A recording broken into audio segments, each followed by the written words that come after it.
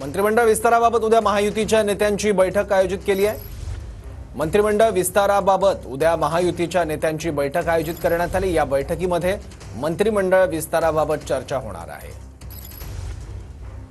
नवं सरकार स्थापन झाल्यावर फक्त मुख्यमंत्री आणि 2 उपमुख्यमंत्र्यांनी शपथ घेतलेली आहे। मंत्र्यांचा शपथविधी अद्याप बाकी आहे। आणखी माहिती घेऊयात आपले प्रतिनिधी अक्षय मंकणीकडून। अक्षय,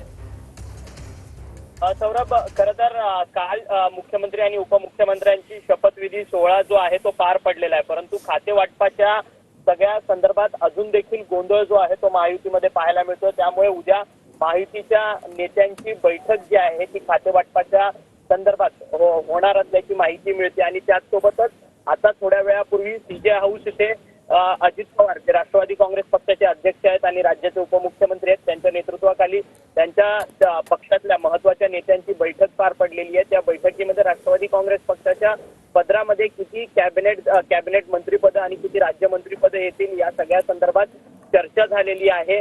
आणि जवळपास 7 कॅबिनेट आणि 3 राज्यमंत्रीपद जी आहेत ती राष्ट्रवादी काँग्रेस पक्षाच्या पदरात या संपूर्ण मंत्रिमंडळाच्या विस्तारामध्ये पडतील या सगळ्या संदर्भात चर्चा झालेली आहे। आणि त्या कॅबिनेट पदावरती आणि राज्यमंत्री पदावरती कोणते चेहरे असतील त्या सगळ्या संदर्भात देखील या बैठकीमध्ये चर्चा झाल्याची माहिती मिळते।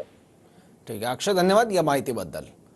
तर मंत्रिमंडळ विस्ताराबाबत उद्या महायुतीच्या बैठकीत चर्चा होणार आहे। 7 कॅबिनेट आणि 3 राज्यमंत्री पदाचे चेहरे निश्चित झाल्याचं कळतंय।